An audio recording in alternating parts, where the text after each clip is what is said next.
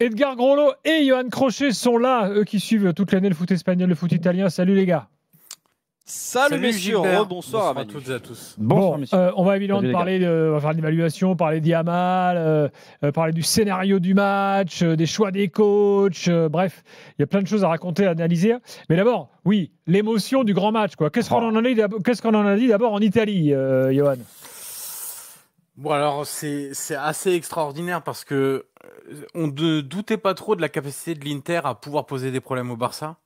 Mais avant même de parler de tout ça, à ce point-là, oui. Bah oui, c'est bon à ce point-là, mais c'est surtout la qualité des buts avant tout, quoi. Ah, magnifique. On a tout eu, on a des gestes acrobatiques, on a des frappes de loin, on a des talonnades, on a des actions individuelles avec slalom ponctuées d'une petite frappe enroulée. Enfin, vraiment au-delà même du scénario, des émotions. Je vous écoutais, je suis d'accord avec tout. La qualité des buts en demi-finale de Ligue des Champions. Alors, il y a beaucoup d'actions individuelles, pour le coup, qui sont liées à ces buts de qualité, mais c'est aussi ce qui font les joueurs importants, les joueurs qui font gagner des matchs, qui font gagner des trophées. Sincèrement, le premier truc, c'est... Moi, le geste de classe internationale qui sublime un collectif, pour moi, c'est l'histoire du foot. Hein. Ouais, je suis d'accord. D'accord. Et donc, on a évidemment noté ça. La deuxième chose qu'on a notée, c'est avant même les émotions, c'est juste de dire l'Inter est en vie avant le match retour à San Siro. Et c'était vraiment ce que demandait Simone Inzaghi. Donc on est satisfait, tout le monde a pris beaucoup de plaisir et on s'est dit qu'au match retour, si l'Inter a réussi à profiter de pas mal de largesse défensive du Barça à l'aller, ils seront capables de le refaire au retour. En Espagne, on dit quoi globalement là, l'émotion, de la qualité globale du match? On dit que c'était un hommage au foot ce soir, le match qui a été rendu, comme tout ce que vous avez souligné, la qualité des buts à elle seule, évidemment. Le but qui fait le plus parler en Espagne, c'est celui de Lamine Yamal, qui pour son 100e match en pro, il te sort ça, c'est l'un de ses plus beaux buts en carrière, et en plus ça change tout, c'est vraiment un garçon qui est en train de prendre une autre dimension chaque semaine. Et on se dit, un petit peu comme disait Johan, non pas que l'Inter est en vie, mais que le Barça va devoir aller chercher une qualification à San Siro. C'est quand même très compliqué, et quand on voit la mine non pas Lamine Yamal, mais la mine des joueurs du Barça à la sortie du match, ils avaient la mine des mauvais jours, et on aurait dit qu'ils avaient perdu le match parce qu'ils étaient dégoûtés de ne pas avoir pris un avantage à domicile comme ça. Oui, mais le dégoût leur vient probablement du fait qu'ils ont dominé la rencontre, qu'ils ont passé beaucoup de temps dans le camp adverse. Maintenant, tu passes quand même à côté d'une opportunité de prendre même s'il passe à un bout de pied de prendre le quatrième, le hors-jeu sur le... Jimmy, je te mandate sur les stats. Absolument, mais la question que moi je me pose après ce match-là, où j'ai dit tout à l'heure que l'Inter avait selon moi exploité le maximum de ce que le Barça lui avait laissé dans ce match qu'elle a subi principalement, le match retour, on ne peut pas envisager que le Barça fasse autre chose. La question, c'est est-ce que l'Inter peut faire autre chose? Est-ce que l'Inter a intérêt à monter le bloc? Est-ce que l'Inter va proposer autre chose? Et dans ce cas-là, ça pourrait laisser des ouvertures au Barça. Je pense que le Doliprane, ce soir, il est plutôt à côté du verre de Simone Inzaghi et pas celui d'Hansi Flick. Eux, c'est ça l'avantage quand tu imposes ton jeu, quand tu as une carte d'identité, quand tu as une identité, c'est que de toute façon, ils vont aller faire ce qu'ils font toujours, à savoir dominer, prendre le ballon, le confisquer et compter en plus, au-delà de leur jeu collectif, sur un milieu de terrain qui est dominant, sur un Lamine Yamal qui est au-dessus et qui est probablement l'un des meilleurs joueurs du monde en ce moment. Je suis pas vraiment d'accord avec toi, Daniel. L'Inter, qu'est-ce qu'ils vont proposer de plus que ce qu'ils ont proposé là? Et surtout avec qui? Est-ce que Lautaro, il y a des nouvelles? Ça, en revanche, oui. Mais je suis pas d'accord avec toi, Daniel, parce que c'est deux styles de jeu. Manu et ensuite Johan. Deux styles de jeu très opposés, mais qui me semblent assez efficaces, mais qui ont quand même des carences sur quoi tu pas d'accord en fait? C'est que le Barça avait globalement la possession de la balle. 67-33 la possession. Ils ont dominé le match. Ils ont dominé le match, il n'y a pas de souci. Ils ont tiré davantage que l'Inter, mais on sentait l'Inter capable, à chaque sortie de balle, de transpercer des défenses et chaque coup de pied arrêté de venir. D'ailleurs, on l'a vu, ils ont marqué 2 buts sur coup de pied arrêté. Donc tu penses, et c'est ça la question. Je me dis, l'Inter à domicile n'est pas obligé d'attaquer. Ils peuvent très bien refaire le même match. C'est ce que je te dis. En fait, c'est la question que je posais. C'est sûr qu'ils vont faire le même match. Est-ce qu'ils vont essayer autre chose ou est-ce qu'ils vont partir sur ces bases-là? Moi, je pense qu'ils vont refaire la même chose. Oui, alors s'ils partent sur ces bases-là, il faut, on revient dans ce que je disais tout à l'heure, une exploitation maximale de ce que va laisser le Barça. Je te rappelle quand même que dans ce match-là où ils mettent 3 buts, Tu as un geste incroyable qui tombe du ciel de Marcus Thuram, qui est quand même ultra limité techniquement. T'es d'accord. Tu as un but sur la tête. Bon, ça, ok, c'est quelque chose qu'il maîtrise, le coup de pied arrêté. Tu as une espèce de volée acrobatique de Dumfries. On va revoir le même match au retour, Daniel.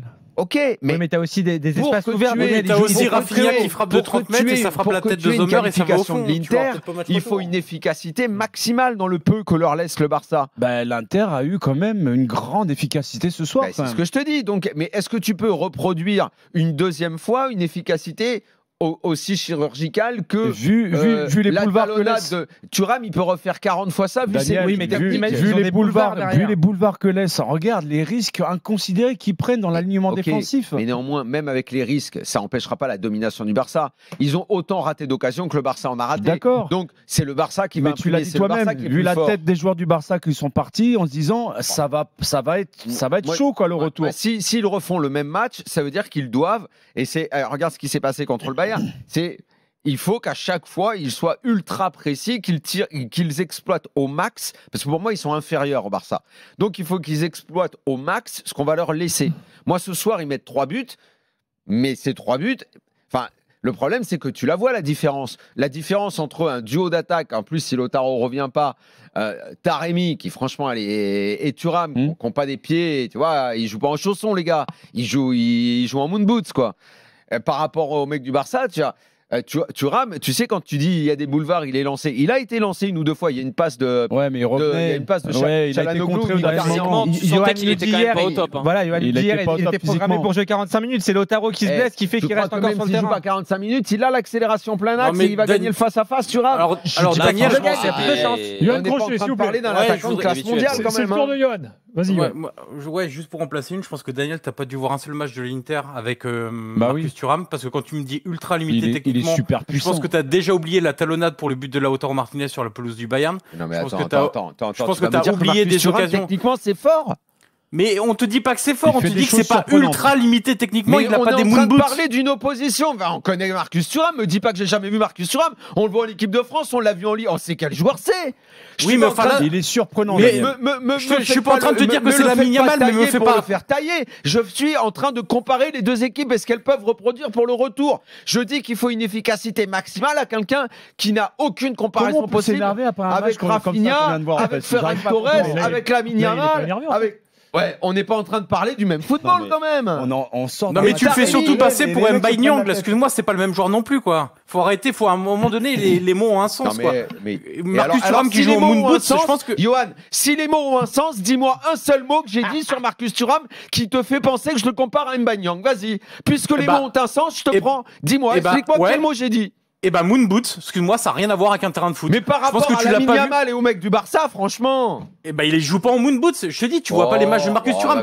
Quand t'as Marcus Thuram qui n'est pas en forme physiquement, n'est pas capable de prendre la profondeur et d'accélérer et de prendre les joueurs du Barça de vitesse, je pense que effectivement, t'as trop peu vu de match de Marcus Thuram parce que quand il est à 100% techniquement, il a une pointe de vitesse. Des avant-centres en Europe, il arrive dans le top 10, Marcus Thuram. Mais quel rapport? Mais il y a zéro rapport avec ce que tu es en train de me raconter. On parle d'une demi-finale de Ligue des Champions. Je te dis que si l'Inter veut se qualifier, pourquoi pas possible? Je dis pas que c'est impossible. Je dis qu'ils vont devoir exploiter des situations en ayant un max d'efficacité, alors que le Barça a une marge. Parce que le Barça a plus de qualité, mais ça, on est plus d'occasions, mais je pense qu'il y a un juste ballon. Je pense qu'il y a un juste milieu entre les moon boots et Lamine Yamal, tu vois. Ou alors c'est blanc et noir et c'est un peu difficile de parler de foot. Les expressions, c'est des expressions banales quand on parle de foot. Si maintenant il faut tout le temps mettre des guillemets ou il faut parler avec mesure, il faut faire gaffe. Bon, ok, pardon, Johan. Il y a des degrés. Voilà. Bon, il est pas top 10 des attaquants en Europe. Est-ce que jouer avec les boîtes à chaussures, c'est pire que les moon boots ou c'est mieux? Ça dépend les boîtes. Non, mais on va pas faire passer Marcus Thuram pour ce qu'il n'est pas. Bon, allez, comment on peut s'énerver après un match comme ça en fait? Mais il s'énerve pas, il discute. Je discute là. Ouais. Faut croire que c'est pas parce que le ton monte que. Tu vois. Alexandre est là au 32-16. Salut Alexandre. Oui, bonsoir. Salut Alexandre. Bon. Salut à tous. Tu t'es régalé? Je me suis régalé et je commence par vous dire merci pour l'accueil hier à la soirée Ligue des Champions. Ah, t'étais là? J'étais là, donc merci à tous pour l'accueil et merci. Bah écoute, on remet ça la semaine prochaine. Hein. Avec plaisir. Merci à Manu aussi. Merci. Au top, dans ta accueil, on parle du meilleur joueur de la finale de la Coupe du Monde, grande place. C'est gentil, merci. Bah non, mais avec plaisir. Il kiffe à chaque fois et ça reste pas, hein, c'est fou. C'était il y a 26 ans, mais. Ouais, mais tu kiffes quand même. Les émotions, c'est pour ça que des matchs comme ça va rester dans la mémoire des gens. Je veux dire, ce qu'a fait Lamine Yamal ce soir. Moi, je trouve qu'il y a débat avec Guy Varche quand même. C'est pas moi qui l'ai dit, c'est Jacquet de toute façon. Ah bon. Il y a un peu de Daniel en toi, en fait. Regardez comme il est énervé, là. Non, déjà, je veux dire que j'avais passé une soirée exceptionnelle et que je pense que la Ligue des Champions va peut-être de gagner 10 ans avec cette formule-là, parce que ce match-là est clairement un des très très grands matchs qu'on a vu sur les dernières années, donc c'était un vrai plaisir à regarder. On a aussi vu des super matchs dans des matchs aller-retour avec l'ancienne formule, Alex. Oui, bien sûr. Inter-Barça, c'est quand on en a parlé, je crois, hier, du match de 2010. Ouais. Ah, franchement. Des oppositions de style souvent. Là, vraiment, c'est extraordinaire. C'était extraordinaire ce soir, ça l'était à l'époque. Il y a un autre point, c'est que je pense que peu importe l'adversaire, soit Arsenal ou le PSG, les deux équipes qui vont affronter vont leur poser des problèmes. L'Inter, clairement, sur la gestion des coups de pied arrêtés, pour le PSG, ça peut être un problème. Ça, c'est évident. Et la lecture des trajectoires pour Donnarumma, ça va être un vrai sujet. Ce soir, on le voit bien sur le match.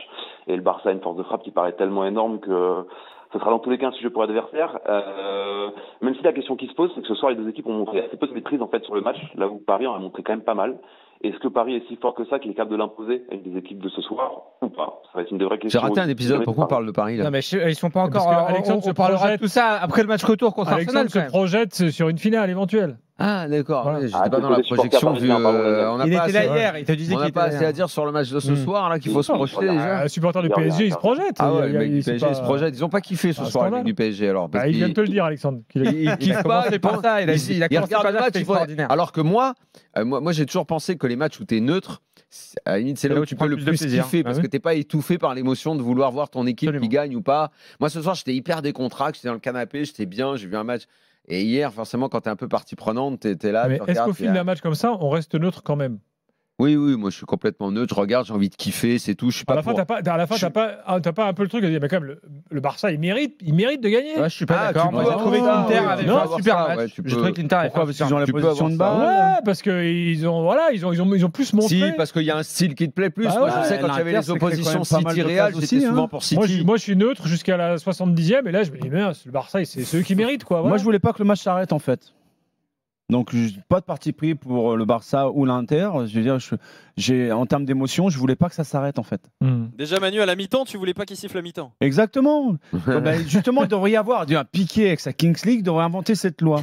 Dès que le match est kiffant, on fait pas de mi-temps. Ah, il paraît que c'est à la mode la Kings League. T'es pas au courant? T'es pas encore impliqué toi dans ce truc-là? Non, mais je peux comprendre qu'il y a des gens que ça les intéresse. Moi, ça m'intéresse pas. Je préfère le vrai foot. Alexandre, tu veux rajouter un truc? Ouais, un point, c'est que d'un point de vue athlétique, j'étais assez impressionné aussi. On se posait des questions sur le niveau athlétique, et pareil, par rapport au match d'hier, j'ai trouvé que là, l'intensité était assez folle, et les deux équipes ont joué quand même tardivement avec un grand match pour le Barça, et elles ont montré un niveau athlétique, et même si elles ont perdu des joueurs importants de chaque côté, extrêmement impressionnant. C'est un match impressionnant à voir par le résultat, le nombre de buts, et aussi parce que la force athlétique de cette équipe était dingue, quoi. Sur ce match. Ça a plus couru qu'hier. On avait l'impression visuelle. Les stats le confirment. C'est 112 km pour l'Inter, 110 pour le Barça. C'est un peu plus que ce qu'on avait. Merci Alexandre. Et en termes de sprint, le Barça. À très bientôt. Et reviens quand tu veux. Merci Alexandre. Sur la deuxième période, tu sens quand même deux équipes un peu épuisées. Qui un peu, oui. Senti l'intensité franchement, physiquement. Qui baissait. Mais ils ont tellement donné sur la première période, ça peut se comprendre. D'ailleurs, Condé, il est sorti pourquoi? Blessure au mollet, c'est ça? Ouais, j'ai l'impression. C'est musculaire, quoi. Lautaro Martinez aussi. D'ailleurs, ça s'est senti parce que c'est quoi les news la sortie de Koundé remplacée par Eric Garcia, tu vois la diff quand même. Ouais, non, mais Martinez en Italie, on dit quoi? On a des nouvelles concernant Lautaro Martinez? Alors Manu, j'attends Simone Inzaghi au micro du diffuseur. Il n'est pas encore arrivé. Parce que ça m'inquiète, parce qu'il avait le ballon, il le donne et il s'arrête tout de suite derrière. Les premières infos, c'est un souci musculaire à la cuisse. Donc on verra ce que ça va donner. Mais moi, même, je ne sais pas si c'est juste à ce moment-là. Effectivement, tu as raison, ils ont repassé en boucle cette action. Mais moi, ça faisait 20 minutes que je voyais Lautaro très emprunté physiquement, avec très peu de courses à haute intensité. Oui, le temps qu'il a passé sur le terrain, il était invisible. Bah, c'est ça. Donc je me demande si c'est cette action-là ou si c'est ce qui a déclenché le moment où il a dit bon là j'arrête parce que j'en peux plus et ça sert à rien de forcer. Mais moi j'avais le sentiment que ça faisait déjà de longues minutes qu'il était vraiment pas apte à disputer une demi-finale de Ligue des Champions. Ah bah ça s'il est pas là au match retour franchement. Et il y avait un doute sur la Yamal. Il y a peu de chances qu'il soit là, je pense. L'échauffement, la Yamal, handicap, ça enlève une chance de plus à l'Inter. Enfin devant. Tout à fait. Devant, moi je veux bien une idée pour en contre-attaque, mais Taremi c'est. Et s'il faisait jouer. Taremi, on a le droit de le critiquer, Yann, c'est bon. Il faisait jouer les gars de Kings League en moon boot. Ah, tiens, d'ailleurs, à ce sujet, j'ai une petite surprise pour toi. Avec des boîtes. Sur les moon boots, souvent on oublie un petit peu ce que c'est. Donc il faut quand même savoir que les moon boots, ça allie des caractéristiques techniques innovantes à un style contemporain. Que vous arpentiez les rues de la ville ou que vous prépariez une aventure en plein air, ces bottes iconiques vous offrent à la fois confort et élégance. Excusez-moi, il n'y a rien de plus moche que les moon boots. Bah non, la montagne, non, je suis désolé. Qu'est-ce qu'il y a de plus moche qu'une moon boot? C'est vrai qu'il n'y a pas. Moi, c'est très ça sexy à la montagne, moi, tu vois. Toi, t'es le style à mettre des moon boots, toi. Toi, t'es le style à... Je te vois bien, avec des moon boots roses. Pourquoi rose? Non, la seule vraie question, est-ce que Lamine Yamal en moon boots est meilleur que Marcus Thuram en pompe de foot? T'as jamais pissé en la montagne en moon boots à poil dehors? Ça, c'est une vraie question. Et j'ai un début de réponse. On revoit le coup du VAR du but de Mkhitaryan. Un crampon, le mec chaussait du 45. C'était son d'or. C'est de l'anti-football, Manu. Bah oui, c'est ce que je dis. La VAR, à un moment donné, elle va à l'encontre du foot, quoi. Eh oui. C'est comme ça. Bon. Alors non, Jérôme Thomas me signale. Non, c'est pas. Non, parce qu'en fait, Jérôme Thomas me parle en même temps. Et il me dit qu'il faut que je rappelle que grâce à RMC Gold, on peut gagner 10 000 €. Donc restez bien à l'écoute. Le blind test va tomber d'ici minute 30 tout à l'heure. Bon. Avant de parler de Yamal, j'aimerais, Johan et Edgar d'ailleurs, qu'on essaye d'élaborer la stratégie du retour. Daniel a commencé à en parler pour l'Inter. Il parlait du Doliprane éventuel d'Inzaghi. Johan, comment tu vois ça? Non, mais pour moi, il n'y a pas d'autre configuration que celle qu'on a vue ce soir. Alors certes, là, j'écoutais pendant la pub Mkhitaryan qui disait qu'il faut qu'on soit un peu meilleur dans la gestion du ballon, dans la tenue du ballon. Et là, je suis d'accord, en première mi-temps, il y a eu des moments où... balle, surtout. Ouais, Bastoni, Çalhanoğlu, Barella, Di Marco ont fait des mauvais choix, où ils ont cherché souvent des choses compliquées alors qu'ils avaient un joueur à hauteur. Di Marco n'était pas très en forme. Hein. Non seulement il s'est fait marcher dessus par Yamal, mais en plus il était en reprise et il n'était pas très très bien. C'est ça, et c'est d'ailleurs une mauvaise habitude qu'il a, c'est de rester toujours très loin de son adversaire. On l'a vu, le but de Kane lors du quart de finale, c'est pour lui parce qu'il est trop loin au moment où il déclenche. Et ce soir, alors attention, hein, Lamine Yamal, tu peux mettre même le meilleur arrière gauche. Parfois, c'est tout le monde va morfler contre lui. Mais globalement, tu as raison. Physiquement, il est pas bien, et en plus, il est toujours très loin de son adversaire, de son attaquant.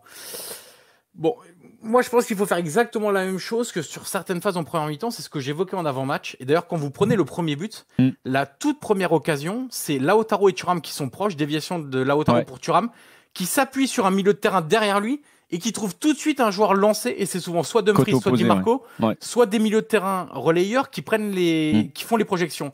Et pour moi, ils l'ont fait que 2 fois en première mi-temps. C'est quelque chose qu'il faut faire beaucoup plus régulièrement. Alors, il faut réussir à le faire. Ils l'ont fait en deuxième période, sur les 15 premières minutes. Mais pour faire ça, il faudra donc, malgré tout, prendre plus de risques, monter un petit peu le bloc pour proposer un petit peu plus. C'est pour ça que je disais, tout dépend de comment ils vont décider d'évoluer. S'ils sont un peu plus ambitieux...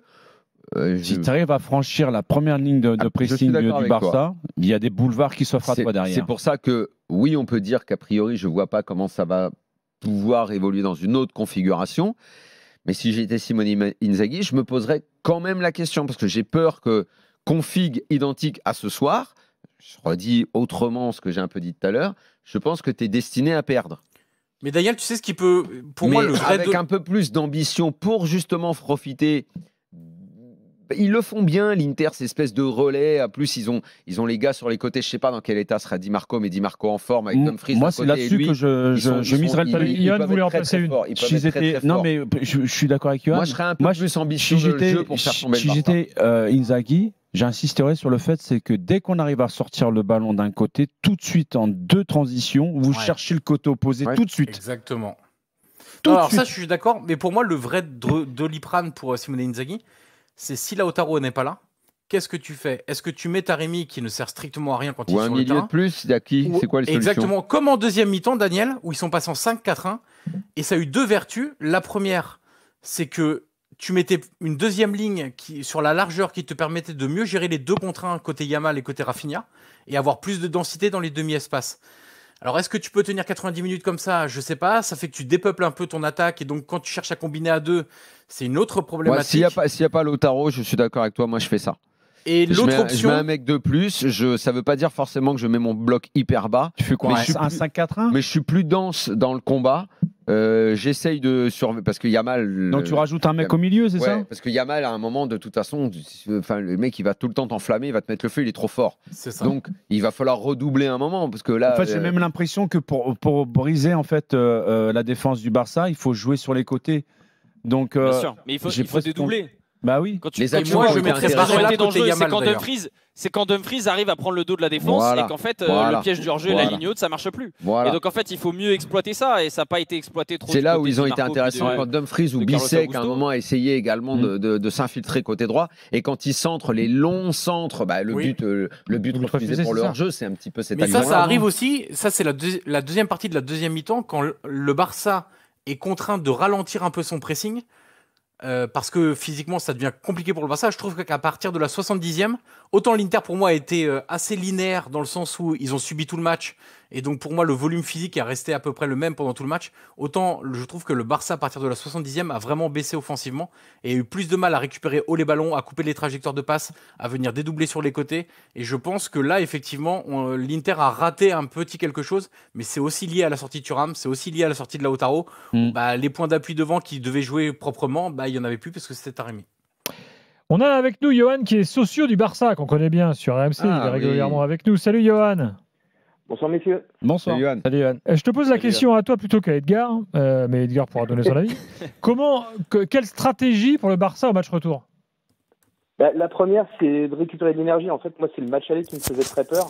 Parce que les 120 minutes de samedi, elles ont presque compté double vu que c'était contre le Real. Et on a vu que la deuxième mi-temps du Barça était vraiment très compliquée. Et il y a un joueur notamment qui est le facteur X pour moi, c'est Pedri, qu'on n'a pas trop vu aujourd'hui. Quand même, hein, oh. Je sais qu'on peut le voir plus, mais bon, quand même. Demande à Edgar. De Jong a pris beaucoup de place aussi. 3 mois, depuis 2 mois et demi, 3 mois, il arrive toujours à nous déclencher des choses exceptionnelles, notamment en prenant les espaces et entre les milieux et les défenseurs. Et là, il n'y arrivait pas. Et j'espère qu'il trouvé épuisé physiquement en deuxième période. Moi. Ils étaient tous. Il était cramé. Quand il est sorti, il avait le visage émacié. Moi, aller regarder samedi soir, j'étais épuisé, donc j'imagine même pas eux, quoi. Donc c'est vrai que le match allait arriver vite et il me faisait vraiment peur. Et puis les 15 premières minutes ne m'ont pas rassuré du tout. Donc on s'en tire presque pas mal. Après, le match retour, le scénario du match retour, pour moi, va être sensiblement le même. Je connais pas assez l'Inter de Milan, mais comme toutes les équipes qui ont affronté le Barça depuis le début, de toute façon, on laisse la balle et on prend les espaces dans le dos de la défense. De toute façon, ils ont trop de lacunes quand ils n'ont pas la balle, quand ils doivent défendre. Ils peuvent se faire transpercer. Mais ne serait-ce que le match contre le Real samedi soir, qu'ils soient obligés d'aller à la prolongue pour gagner ce match et qu'à un moment le Real ait même pu donner l'impression, franchement le Real c'est pas génial, hein, qu'ils aient pu donner l'impression de pouvoir les battre alors que le Barça pratique quand même un football d'une qualité nettement supérieure.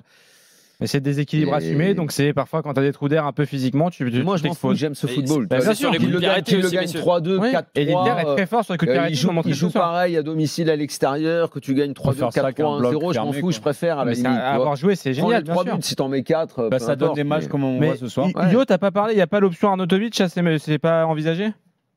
Attends, il a un crochet, il est parti 2 secondes pour écouter Inzaghi. Pardon. Sur les coups de pied arrêtés, juste messieurs, et on parlait, c'était pareil au Real. Tchouaméni marque sur un coup de pied arrêté pour donner le 2-1 au Real en Supercoupe. Et aujourd'hui, on les a sentis dans le duel aérien, dans leur propre surface, complètement dominés physiquement. Alors, est-ce que du coup, la marge de progression, elle est aussi dans la compo? On l'a vu à la mi-temps, il sort Gérard Martin pour faire rentrer Inigo et essayer d'avoir, pour faire rentrer Araujo et passer Inigo côté gauche, pour essayer d'avoir plus de gabarit aussi dans la surface de réparation. Est-ce qu'il faut commencer directement avec Inigo Martinez côté gauche? En tout cas, il va falloir travailler, je pense, pendant une semaine les coups de pied arrêtés, parce que là, ça t'empêche pas d'en prendre un par mi-temps. Forcément.